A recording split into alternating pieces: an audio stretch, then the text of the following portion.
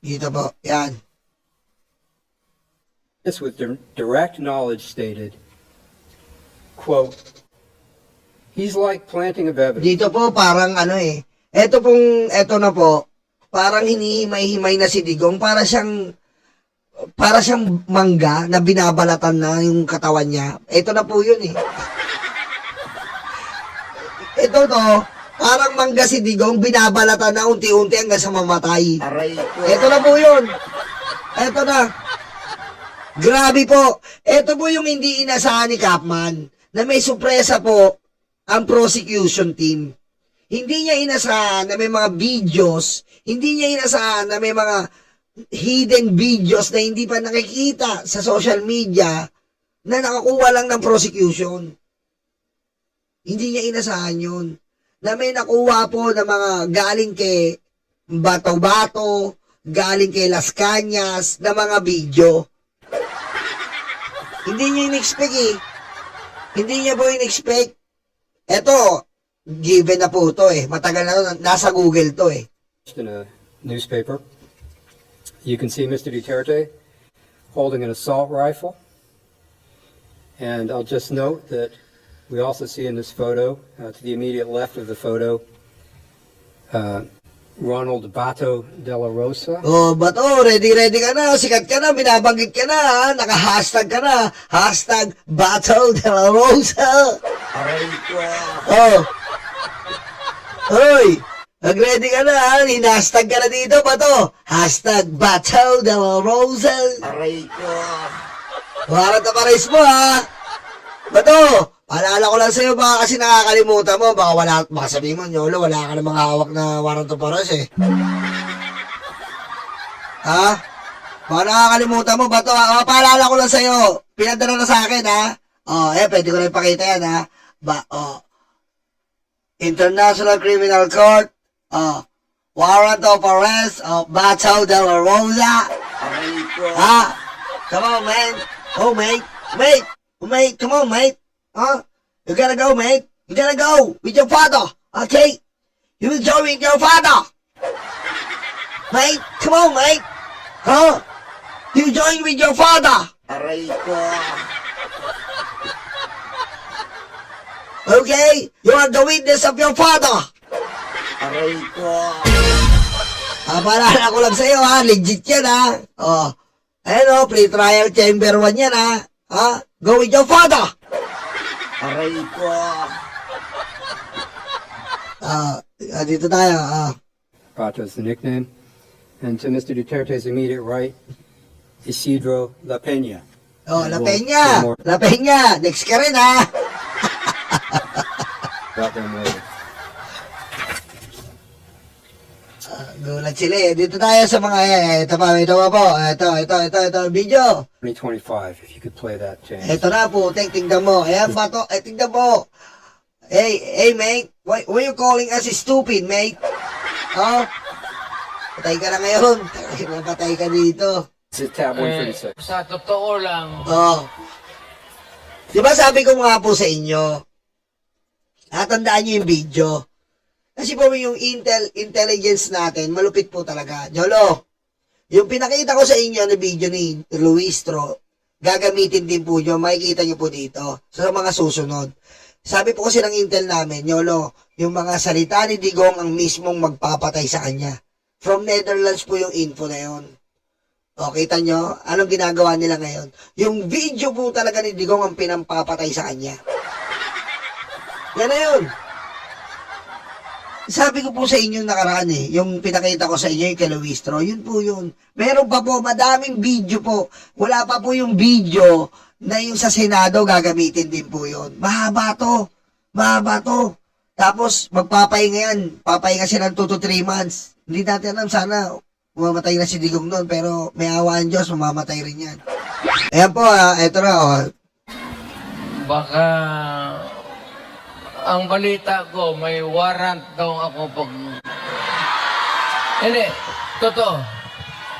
Yung sa ICC or something, matagal na yung hinahabol ng mga tingnan mo nakalagay dito, Digong, those motherfuckers have been after me for a long time now. Kita mo, may subtitle ka. Pusang ina mo ka. Nakalagay dito, minura mo yung mga ICC, sabi mo sa ICC, those motherfuckers, Aray ko.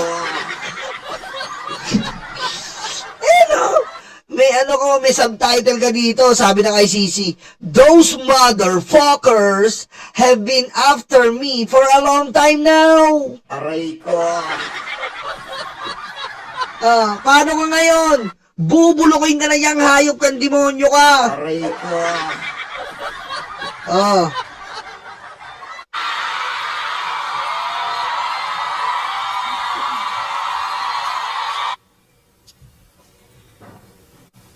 That's him 3 days before coming to The Hague. Tingnan mo. That's him 3 days before coming to The Hague. Amen? Amen. Aray ko. Ang sakit do. That's him 3 days before coming to The Hague. Aray ko. Naalala ko pa yun eh. Puting naalala ko pa po yun. Naalala ko pa po yun. Nung kung saan talagang pinaglalaroan po siya, may nababasa po ako, bawal pa kasi sabihin nun eh. May nababasa namin, bawal pa sabihin. Nakalagay doon, info. Sabi ko, info. Nakalagay lang, info.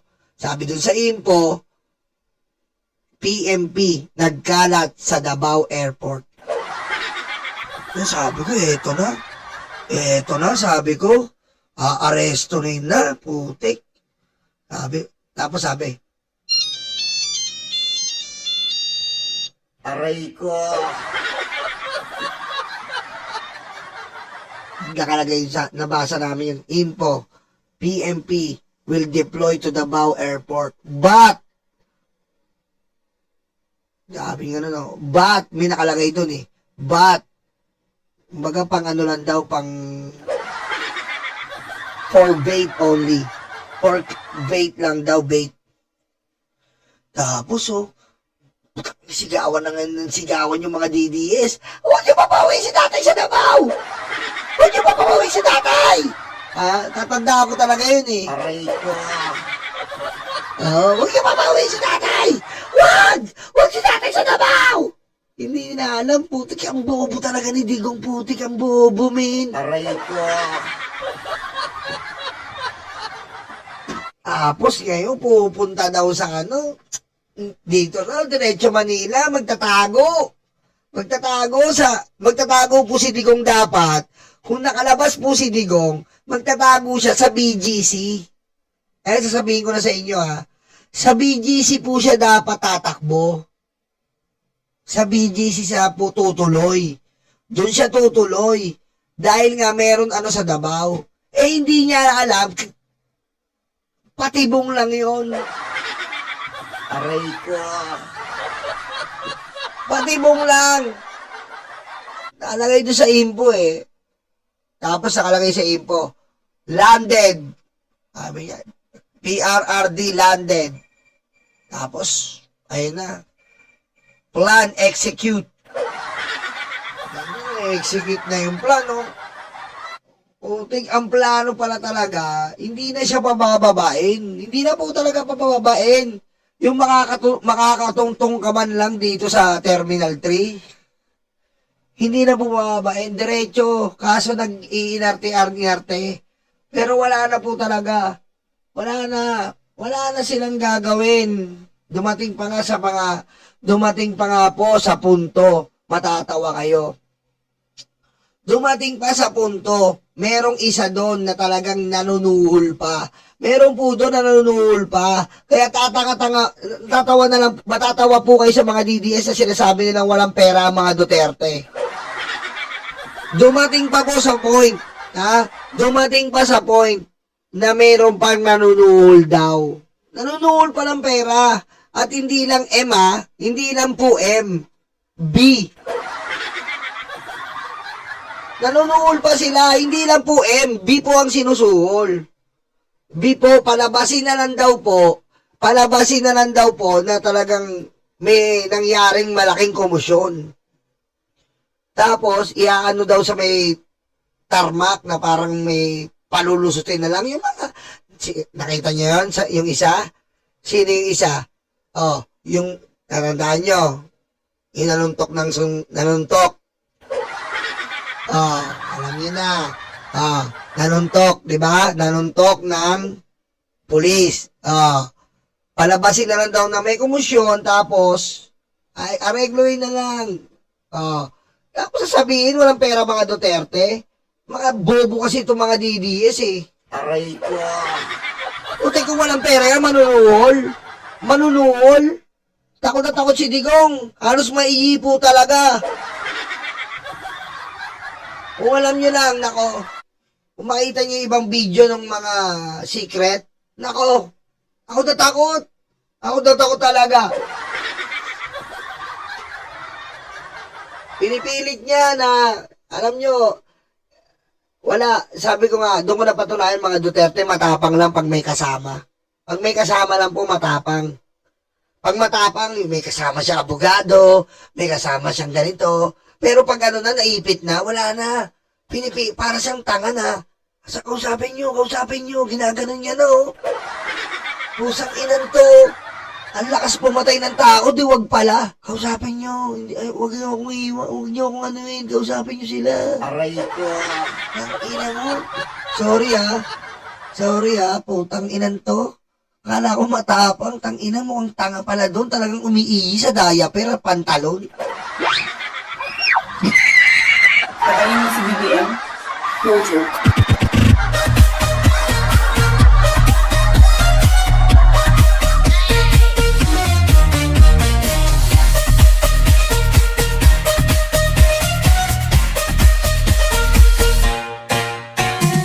Oh. Ano? Ayun yung pinagmamalaki nyo. Putik kung malalaman nyo lang po yung mga nangyari. Kung paano sila pinaglaruan ni BBM. O, aminin ko na pinaglaruan sila ni BBM. Aray ko. Oh. Akala yata na itong mga Duterte, si BBM, natatakot sa kanila. Hindi nila alam, pinaglalaruan lang sila. Sa totoo lang po. Pinaglalaruan lang kayo ni BBM. Si BBM wala yung pakialam kung sino maging presidente susunod. Dahil unang-una, takot daw si BBM, baka hahabulin ng, ano nga habulin kaso kay BBM? Wala siyang crime against humanity. Oh. Ano nga habulin sa kanyang kaso sa flood control? Eh, siya lang naman ang pumipirma, hindi naman siya gumawa ng batas. Aray ko. Ano ka ba ni BBM? Mga bobo kayo. Sabi, kailangan lang man. Wala nang pakialam si BBM sa totoo lang. Kung sino maupo. Pero bilang respeto, kailangan niya may continuity sa ginawa niya. Yun ang pipiliin niya. At syempre, malalaman nyo yan, hindi ko pa pwede sabihin niya yan eh. Magagalit si Uncle. Aray ko. Diba? Magagalit si Uncle, hindi pa pwede. Paano mo, walang pakialam si BBM sa susunod na eleksyon, sa presidential. Ang importante lang sa kanya, may continuity, magtutuloy. Yun lang. Hindi katulad ni Digong, nakakala niya, yung ginawa niyang krimen, pagtatakpan ni BBM. No. Hindi ganon. Oh. Ngayon, sino ngayon ang mapili ng Pangulo, yun ay magtutuloy ng mga proyekto niya. Oh. Diretso natin to. First, if we go to the slide, thank you. Ronald Bato de la Rosa, Oy! who was the chief of the Davao City Police Office from DCPO. 2012 to 2013. Next, Vicente Banal, another police chief in Davao during the period. Next, Christopher Ohongo, who was Mr. Duterte's Special Assistant Airport Advisor in 19... Ano to, graduation? Graduation ba to? Aray ko.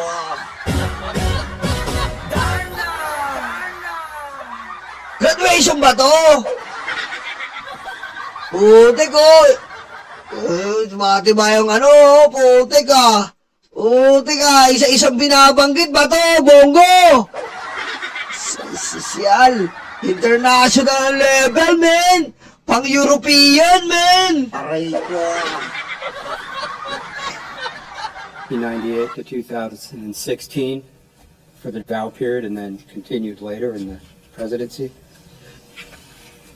Mr. Dante Guiaran, Regional Director of the National Bureau of Investigation. Yan, no? And finally, Italiano Aguirre, Yun! who was a lawyer for Mr. Duterte and for some of the DDS members Yeah, man! during the mayoral period. And Ms. Croft will discuss these co-perpetrators and Yeah, their no? roles in more depth in her. Oh, ayan po, ayan po, mga napili, men! Ayan, mga napili, men, oh. Sa pool, eh, oh. Eto po, ito matindi dyan, ito po matindi. Ang pinakamatindi po, ito. Yan, ito po matindi. Their pistols, shoot the three victims who are off the screen, and then they walk and jog away, and they don't look very worried. And the video then zooms out. Yan, oh, kita mo, oh, nakikita niya. Sabi ni, stupid pala kami, putang ina ka. Aray ko. Tutustahin ka namin dito ngayon. Ha? Tatadyakan mo kami sa mukha, ha? Tingnan natin, di ka nga makaharap dito, hayop ka eh. Oh. Ba't di ka umarap? Oh. Iyan ang sinasabi ko sa inyo mga DDS. Kung talagang wala ka sa umarap ka. Oh. And you see different people running to see what has happened because they've heard the shots. Okay, can we play that, please? Eh, no? Sa Makati, ganito din.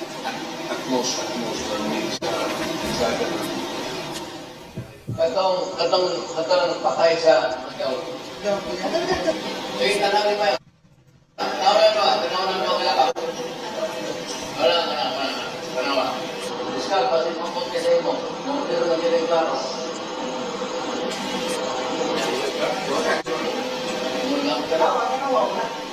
Kaya, lupa na. Kaya pagkita niya kayo sa Rosales.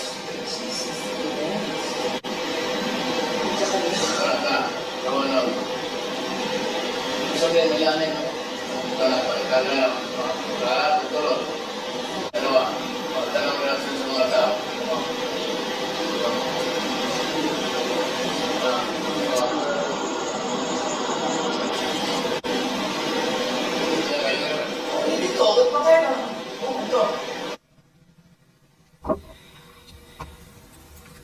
And you have to wonder if what my friend said is true, that Mr. Duterte is an honest mayor trying to solve crime. You have to wonder, Mr. Duterte portrayed himself as tough on crime, law and order enforcer. This triple murder was filmed. Mayor Duterte watched it himself. You can see the perpetrators shooting, committing the crime. Yet, Mr. Duterte, the former prosecutor, Mr. Tough on Crime, could not get this triple murder committed in a market in broad daylight with multiple eyewitnesses solved? Of course not. Because it was his murder. And that brings me to the next point, which is clear. DDS members did not fear punishment because they were committed at Mr. Duterte's orders or direction. He authorized this Incident 3 killing. Kita mo, oh? Grabe, no? Hindi, nagulat sila eh. Nagulat si Kapman sa mga dala-dala ng prosecutor eh. Nagulat sila eh. Oh. Yari siya ngayon. Yan po ang sinasabi natin. Oh, ngayon sikat na ang tatay nyo sa buong mundo. Kasi nga, walang ya. Oh. Paano na yan, mga DDS? Diyan na po yung mabubulok at malalagay sa garapon! Aray ko.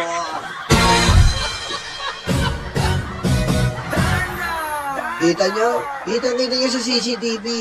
Ganyan po yan. Nandun siya, pinapanood niya. Sabi ng mga iba, CCTV yan eh. Ano daw? CCTV daw? Aray ko. Grabe, no? Kaya abangan po natin mamaya ang pagtutuloy ng pinamagatang korduroy na betlog masusunog.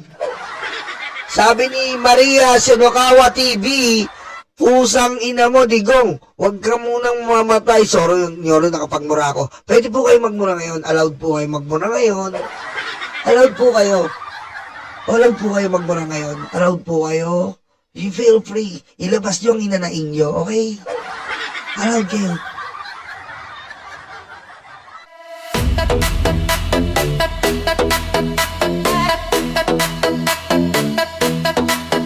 Takot na ang mga aso, dumarating ang mga kaso. Sila ay sinusundo na, dadalhin sa tatay nila. Aray waranto, takbo na bato, takbo na bato, takbo na bato. Aray waranto, bakit na bongo, bakit na bongo, bakit na bongo. Aray waranto, takbo na bato, takbo na bato, takbo na bato. Aray waranto, bakit na bongo, bakit na bongo, bakit na bongo.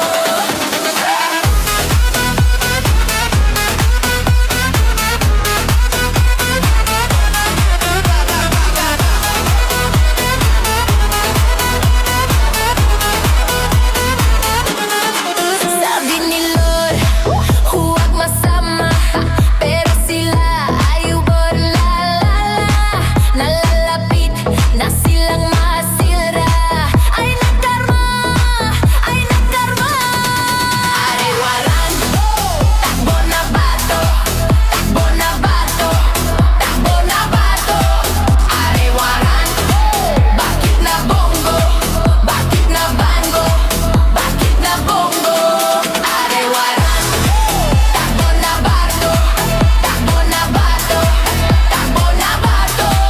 Aray waranto, bakit na bongo, bakit na bongo, bakit na bongo.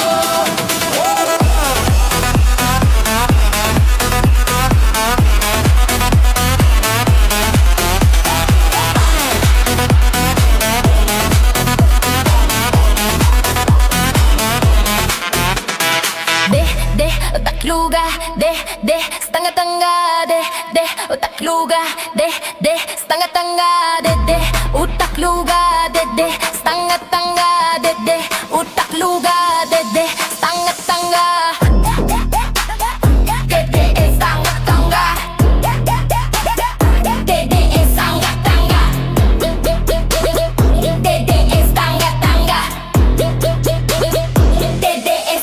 Agay wara. Takbo na bato, takbo na bato, takbo na bato. Aray warang, bakit na bongo, bakit na bongo, bakit na bongo. Aray warang, takbo na bato, takbo na bato, takbo na bato. Aray warang, bakit na bongo, bakit na bongo, bakit na bongo. Korduroy ang betlog, tatay yung karton. Korduroy ang betlog, tatay yung karton. Korduroy ang betlog, tatay yung karton. Korduroy ang betlog, tatay yung karton.